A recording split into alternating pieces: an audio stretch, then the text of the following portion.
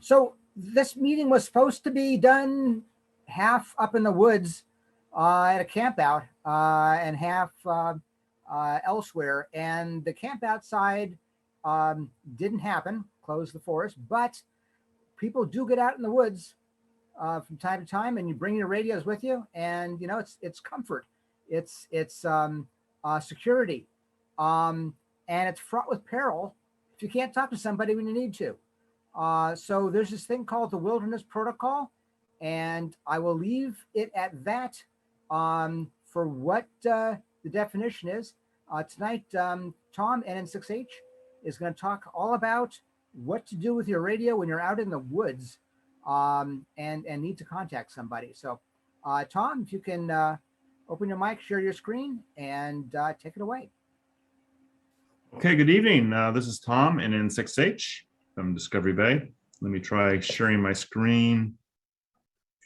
Okay, so this is going to be on Wilderness Protocol, and as Greg said, we were supposed to be up in doing camping, so it kind of seemed like it fit in that regard.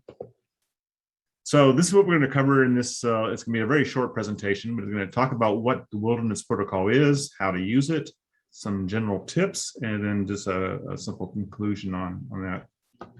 So what is it? Well, the purpose of this initiative is really to offer stations outside a repeater range an opportunity to be heard. So this is when there is no repeater access and you need to be heard. And the protocol actually has a suggestion about radio operators in the amateur radio service monitoring simplex calling frequencies at certain times of the day to answer any priority or emergency calls. And it's not just for hikers and backpackers and people that are on top of mountains and out in the wilderness, but really for anybody that needs assistance. So this could be, with floods and especially fires nowadays that we're hearing about. Even a car breakdown, maybe in a remote area, a mountainous area or something.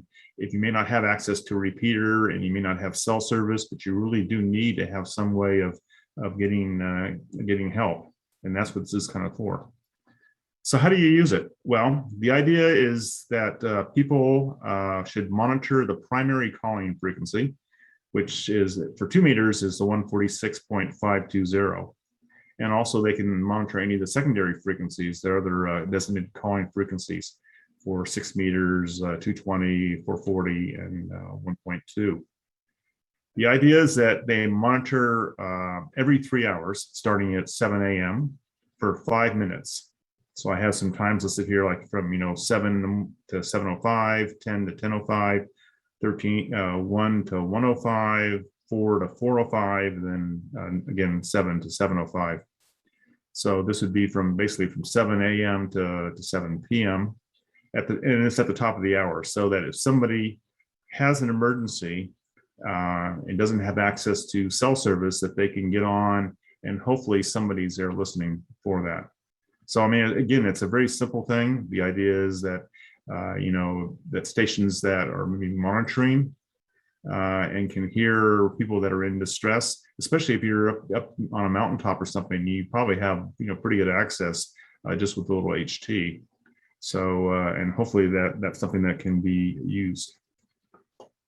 So general tips on doing this: if you're monitoring that, if you have like one of these dual watch radios that has the 2 different bands on it, you might keep one of them on 146.52.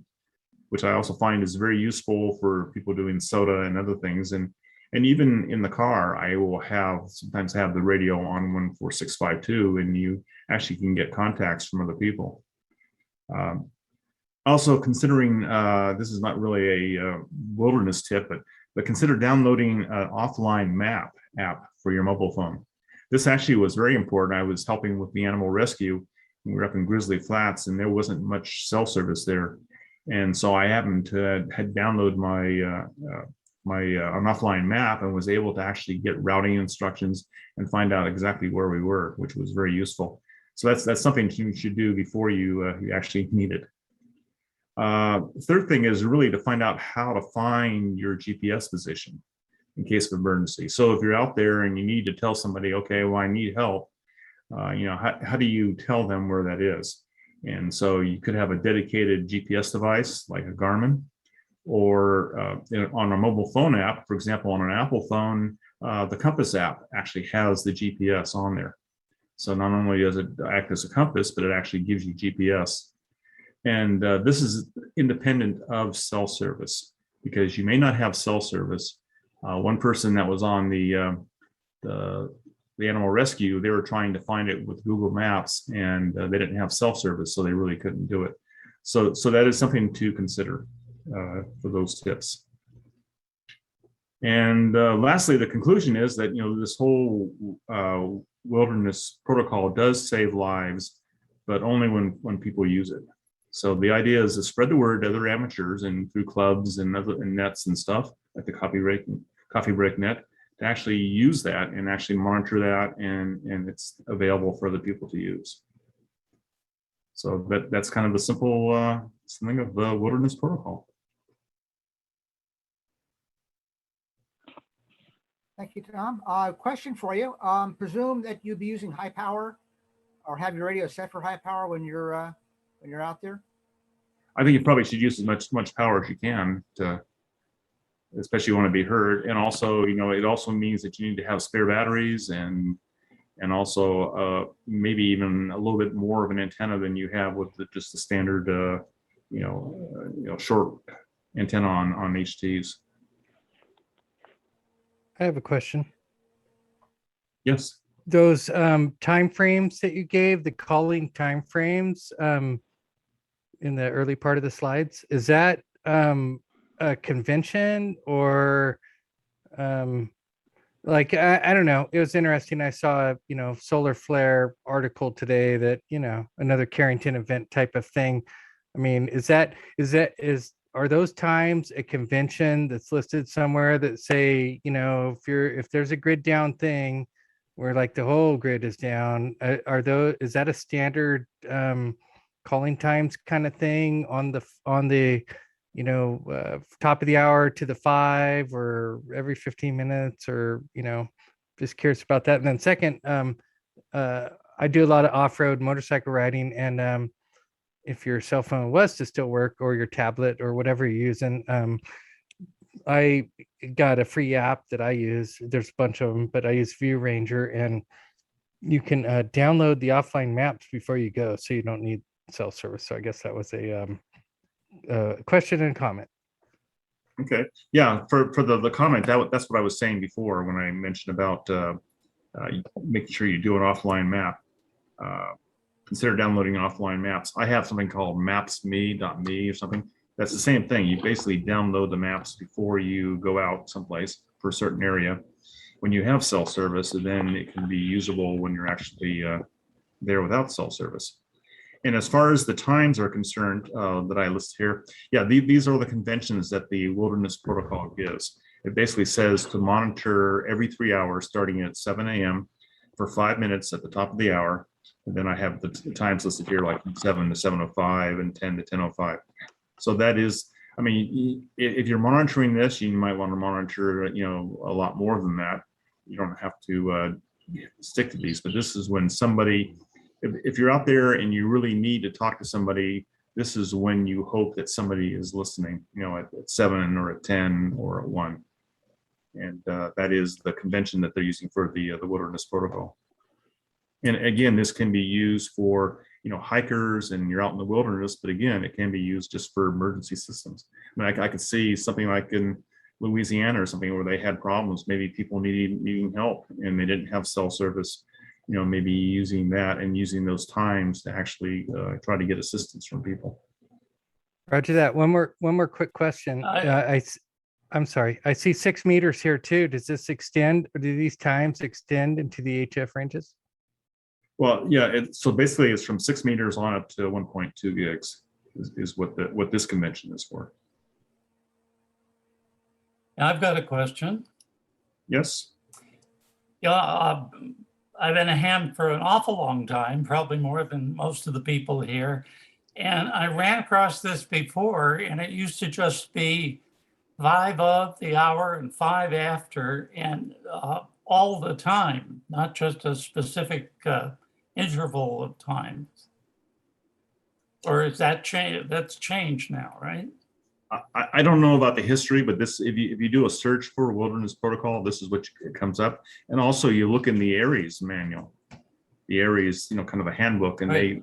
they actually have a section on wilderness protocol and talk about this. I understand that. I'm just talking from 10, 20 years ago and even more. It's been formalized. Yeah, it's been formalized. I don't know how it's changed. I don't know the history of it. Okay, thank you. Hey, Tom. Actually, I'll say that Carl had it right because I remember from 20 years ago too. Yeah. Hey, Well, Tom. Yes. This is Philip, KM6NFS. Hey, thanks for presenting this. This is actually information that I was really interested in. I wanted to add something. If at least for the iPhone, if you need your latitude and longitude, it's in the Compass application, and you can even click it and copy and paste it if you need that info. And also a second maps.me is a really nice offline app. Yeah, I was very impressed by the maps.me, and you can also do routing too. You can actually say, route from your location to another. So it's very useful, and it was very useful up in the Grizzly Flats. Yeah, and I did mention on here that at least on the iPhone, the iOS, that the Compass app does have GPS. Another question on the Compass app. Yes. I believe that's true north, that it indicates, not magnetic north. Never found a way to actually toggle between the two. Am I missing something? I have not looked into that. I didn't realize that was the case. Well, I'm not sure it's true north, but it appears to be true north using it. But always wondered whether you could toggle that iPhone Compass between magnetic and true north. Didn't know if anybody's aware of that or not. Yeah, I have not seen anything for doing that. I was just mentioning the Compass app here as a way of getting the GPS coordinates, the lat long. Okay, well, thank you, Tom. KC6 SLE. Hey, Tom, this is Jerry, WA6E. Yes, Jerry. Yeah, in the Compass app, you got to make sure you turn on location services for that app, or it doesn't display that stuff you're talking about. Okay, good point. John, KR6MR. Yes, John. Yeah, one more thing. When you do give your lat long, specify what format, degrees, minutes, seconds, degrees, decimal degrees, et cetera, because between those three, that will throw you 20 to 30 miles off. Yes, very good point. That is extremely critical. Yeah, there's actually 3 different ways that you can specify that, and the Compass app on the iPhone is in minutes or in degrees, minutes, and seconds. And if you specify that when you're giving your thing, and the other way of doing that is, I think Google gives it in decimal, what they call it, decimal degrees. Basically, it would be like 36.125 versus doing the minutes and seconds. Right. That is a very good point, to make sure that you actually specify what format you're giving the GPS in, the coordinates. I think you had that covered, Tom, because you said know how to find your GPS position. So I think think you had that one covered. We just needed to state it. Thank you. Other questions? I would just make one more comment, and that is that not just the GPS location, because that's one thing, but if you're in a remote area, the first responders or whoever's trying to come save you, they know you're on Bald Mountain, or you're on this creek, or you're on that place. So if you know where you are that way, that's, I think, important too. Yes. Just a quick question on the Compass app. Thanks for all the great information here. On the significant digits to the right, the 3 digits, do we know what the accuracy is on that? The fidelity, is it to the 10 meters, 100 meters? How accurate pinpoint is this latitude and longitude? I don't know that answer. I think it's high. I look at myself on my location on my phone, and that's an Android phone, and I can tell if I'm in my garage or at the far end of my house. It's within shouting distance. Yeah, Oh, typically it's within Yeah. 10 meters is a typical, but most resolution is now down to 3 meters. Meters, wow. It really depends a lot on the device, the age of the device, how many GPS satellites it can coordinate. And of course, as we know, GPS was allowed to be more exact in recent years than it was in the past. And so newer devices can take advantage of the multiple satellites to get that accuracy. Comment. Right, right. Go ahead. Yeah, actually, it's interesting because being a geocacher, I play quite a bit of time with GPS and coordinates, and smoke and clouds can make a big difference in what the accuracy actually is. So be aware of that too. Oh, and one last comment. On you might want to check just the settings on your Compass app, because I'm looking at mine now, and under location, there's an option for precise location. And also there's also an option for use true north. So I think these are all good suggestions and good comments. And I think it really kind of points back to really knowing how to use your devices before you actually need it. So, you know, looking at the GPS and just doing all these things and looking at the settings and stuff. So when you actually get into the situation where you actually need to depend on it, that you actually have the information and you know where to go. One thing about the accuracy, I will mention that I have a Garmin GPS, which is a relatively new GPS. And I have compared that to the GPS position on my iPhone, and it is very, very close. So the accuracy at least compares to what my Garmin is, which I would assume would be very, very accurate for things like that, since it's dedicated to that. Yes, Rob. I can tell you that from the dirt bike and stuff I do, which is in the desert, in canyons, and I'm using a Samsung tablet, download the offline maps, turn on the airplane mode, have the GPS on, nice big screen in front of me. I'm going to switch to a Garmin 751 here pretty quick. But anyway, it's very close. And I can tell within a couple feet when I approach a fork in the canyon, and these are tight little canyons, if I'm supposed to go left or right, or if I'm on the trail. It's that accurate. I can tell if I'm 5 feet off the trail. Pretty amazing stuff. Yeah. And well, one thing else I'll say, which I had mentioned on the Coffee Break Net before, was there is a app called What 3 Words. In fact, if you go to what3words.com, and what they've done is they've actually divided up the world into 3 meter by 3 meter grids, and they've assigned unique 3 words for each of those grids.